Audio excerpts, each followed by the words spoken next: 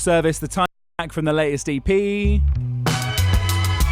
Matt, Ian and Fintan from the band join me in the studio this afternoon. I can see why you're also in love with that tune. It kind of just like encompasses all different sounds and styles. From the brilliant new EP recorded at Saccharine Studios in Woolwich, I think. Which I looked up today, and I don't know if I'm kind of like wishing this to happen, but I feel like it kind of looks how the music sounds. Does that make sense? It's kind of like it's like warming with like some nice plants and like a nice homely vibe, but also like kind of industrial and kind of like and kind of cold. And what was it like sort of setting up camp there? And I mean, you've got this the main window recording is just this. It looks like something out of like 1984. It's pretty or something. Blade Runner kind of. It's a big Tate and Lyle sugar factory that's just across the river. And you do, like when it gets dark in the room, and you've got the nice, like as you say, the plants and stuff like this, and then just across the way you can see the lights coming up on the factory. You can see ships coming down the river as well, which is cool. Pretty fun. But it is, it's that kind of like, I don't know, like it's got that kind of like a bit of edge to it that's a bit interesting, and it's like it could be a bit dark and kind of thing like that, but also it's quite warm. I think if you didn't know it was a studio, you might think you know. Kind of dangerous or something. But beautiful space though. Like, it's a really good place to record. Really fun. Really kind of like no pretense. A lot of natural light. And we had a good time. As opposed to recording in basements. It's scariest though when you're leaving it at 3 or 4 a.m. Yeah, that's a bit dicey. It's just a bit that tall monolithic chimney. Trying to get home at like 4 a.m. from Woolwich is we had difficult at best. We had a session musician come in and give us a bottle of brandy, didn't we? Nice. Tinchy Strider.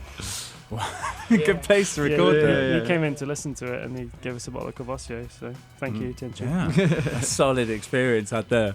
Awesome. And you know, as gorgeous as everything is on record, I feel like live is kind of, you know, where you guys really shine for me, just because I feel like it, you know, it makes all those different sides that you have on record just really stand out in the way they kind of not clash with each other, but like as I kind of mentioned to you before, it'd be quiet 1 minute and then everything gets very loud like very quickly, and it's just a different beast, isn't it? It's kind of like I mean, we like obviously we love everything about the band, but it's the kind of the live playing is when I feel like we all get into it. I mean, that's how the songs are constructed at first. Like it is like playing with ideas in the practice room. Well, I think I don't know how you feel, but for me it's the best bit because it's always kind of a roll of the dice. And I think we did a show in Scotland last month. The Mac Arts Centre, right? That's right. Thank you to Rob, boy from the Lionhead. With the Lionhead, excuse me, Rob from Boy with the Lionhead, for inviting us up. And it was just it's kind of interesting how you it is kind of a two-way thing. Like a festival show on a big stage is different to a kind of club show in London and all that stuff, and I think that's quite exciting because they're always different. And everyone in Scotland is so kind. They're much more up for it. London is great, but sometimes maybe, you know, it's more difficult to get through. I it depends on the venue, depends on the night, but it's a conversation. You know, when you're playing live, you're just as soon as you're playing, like you're feeding off of what the audience is feeding off, they're feeding off of you, and it's a real two-way stream, and it's kind of that's what keeps it exciting and keeps it edgy, because for you as a performer, you obviously you know your stuff, you know what you're playing, but you don't know how it's going to quite go down, and you can get some very interesting experiences from that. I think it's really nice. Yeah, for sure. What's it like kind of bringing the new songs to the stage? Because you've done a couple of few shows now, like since the EP's been out. Yeah, we kind of like played them in before we recorded them. But like I say, it was quite well, showing some new songs is always exciting because you know it's for the live it's new, but for us it's very much not new. So we've been like living with it for a bit, and then when you bring it live, you do just get to sort of see how it fits in a set as well, like how it works, where it would go, which is also very exciting. Like when you kind of can create a nice set that flows nicely and has those dip moments and those big moments. I personally found it quite a relief, really, because you if you have a tune and you're really proud of it and you know you're really excited to share it, but you have to wait to record it or wait to get it out, you can start, I don't know, resenting it or something. But it's a really good thing to be able to share it and give it a life and kind of living all of its own. So. I just think it's just that, you know, you show it to someone else. It's like, you know, as soon as you show it to someone, it changes. Like the kind of what it is, and it becomes like the nature of it. But it like changes, and also when you play it to someone else, that's when you hear, oh, did that quite come across the way we wanted it? No, okay, and that's why. So yes, we've.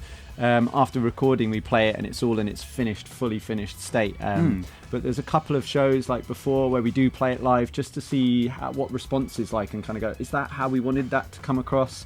And then you kind of go back to the drawing board a bit with it and fiddle it around. So I think, it's crucial part of any kind of songwriting is to play it to someone else, and then you get their feedback. You get those interesting moments where maybe it doesn't come across in the way you expected, exactly. but people attach their own meaning to it and give it a different bit of context.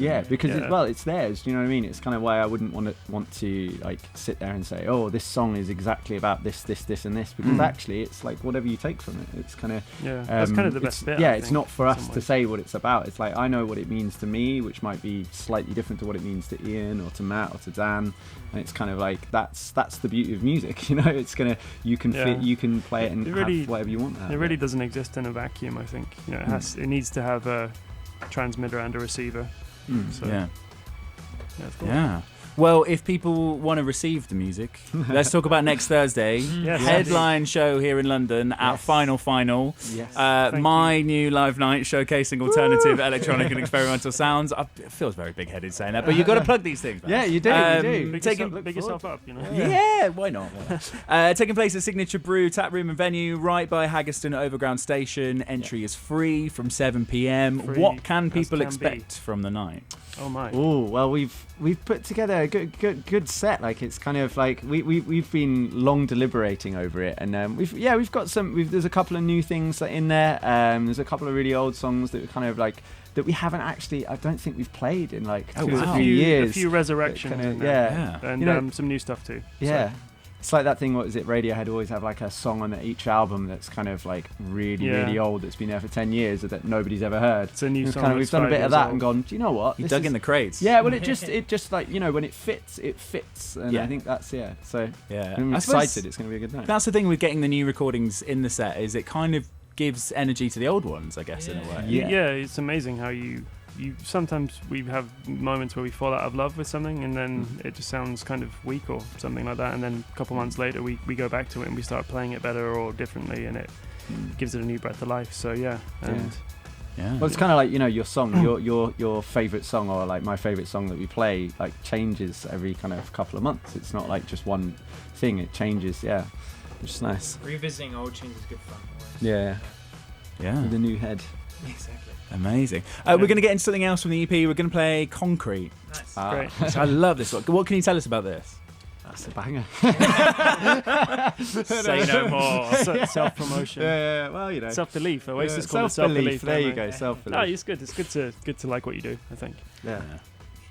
Wicked. Let's get into it. My guest this week, National Service. From the new EP, Meltwater, this is Concrete.